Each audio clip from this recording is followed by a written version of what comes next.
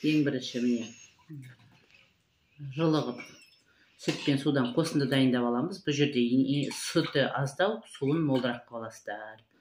Енді осыған ең бірінші қантымызды саламыз. Бұл жерде 3 ас қасық қант.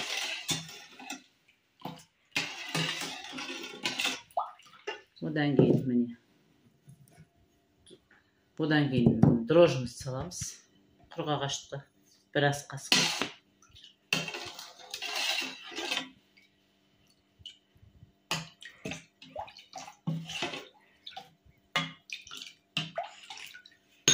Және сұйық майымызды біржолата құйып қоямыз. Мен енді бүгін ашытып жатқан наным молырақ болғандықтан сұйық майды молырақ құйдым. Қазір пісірген кезде бұны тоң майға пісіретін боламын. Жақындатшы бер осыны. Осындай қоспа пайда болды.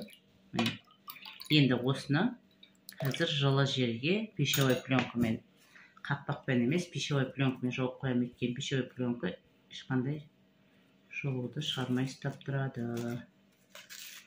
Пищевой пленканы ораймын бетін.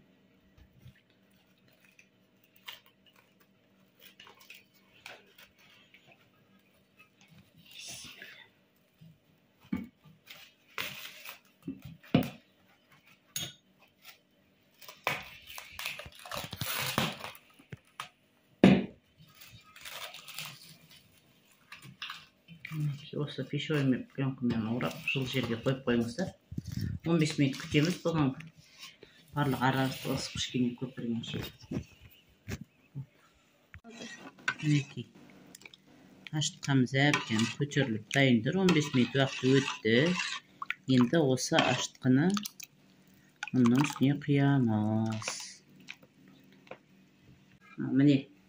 Енді осы ұнымыздың үстіне тұзымызды салып, жақсылап араластырып аламыз.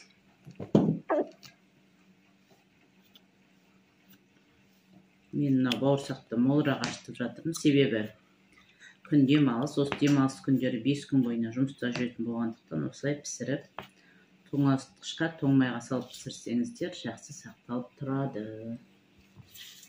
Бисмилля деп бастайық. Неғұрлым қолдарыңызды қатты баспай, жұмсақ қылып ашытыңыздар, сонда қамырларыңыз жұмсақ болып шығады.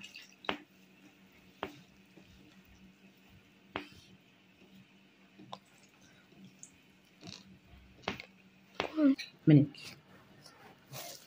Жұмсақ болып міне қамырымыз дайын. Енді осыны жауып қоямыз. 45 минут 1 сағаттың көлемінде қолға жабыспайтын қамырды осылай жауып қоямыз. Жылы жерге 45 минут 1 сағат көлемінде қойыңыздар. Одан кейін бір рет басып, ашығаннан кейін пісіретін боламыз. Мінекей, қазанымды отқа қойып, тоң майымды салып, тоң майым еріп жатыр.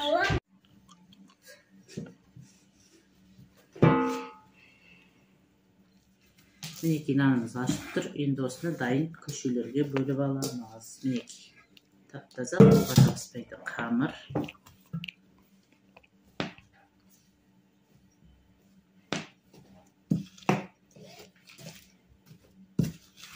Аралар күшті көтерілген.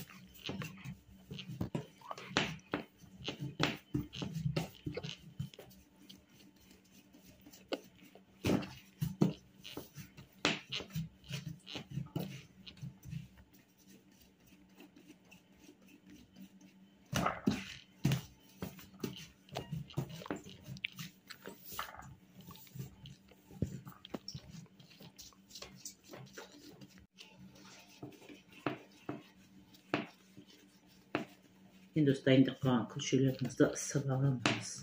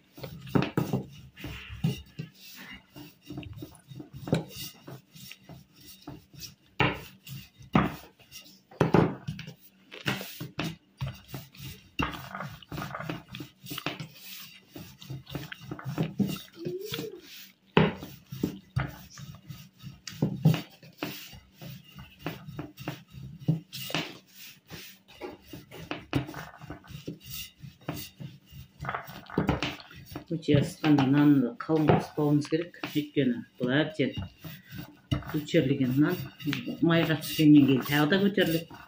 Сондықтан кішкене жұқалап қылып жайыңыздар.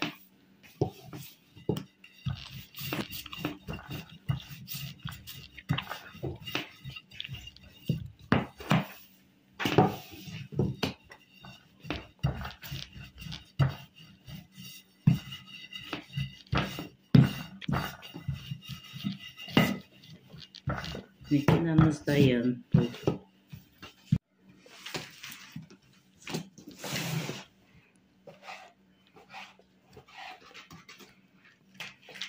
Осындай көлемде кесесіздер. Енді әркім әртүрлі ғой. Кейбіреулер ұзынша жығып кеседі, кейбіреулер жіңішке, кейбіреулер жуан. Мен енді осылай кесем. Сіздерге көрсетіп жатырмын. Жалпы енді кез келген үйде пісіріледі ғой бауырсақ деген. Асыққан қонақ келген кезде пісіріп тоңазытқышқа салып қойсаңыздар, қазірде жібейді. Қонаққа шайыңызды қойып үлгергенше тоңазытқыштан алып шығарып пайдалана бересіздер. Бұл қыстың бұрында да негізі әжелеріміз пісіріп, аналарымыз пісіріп салқын жерге шығарып қоюшы еді ғой. Бала кезімізде біздің.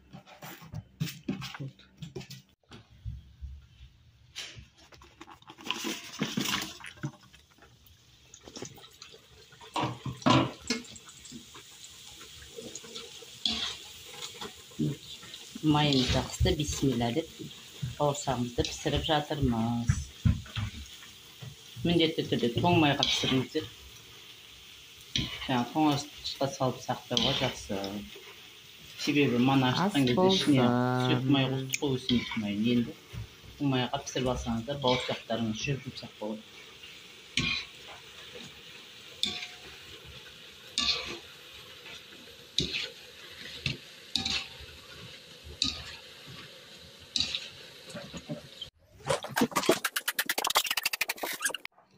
Мінекей бауырсағымыз да пісті, жүмсақ. Жеп көрсеңіздер, дәмі тіпті әдемі. Жалпы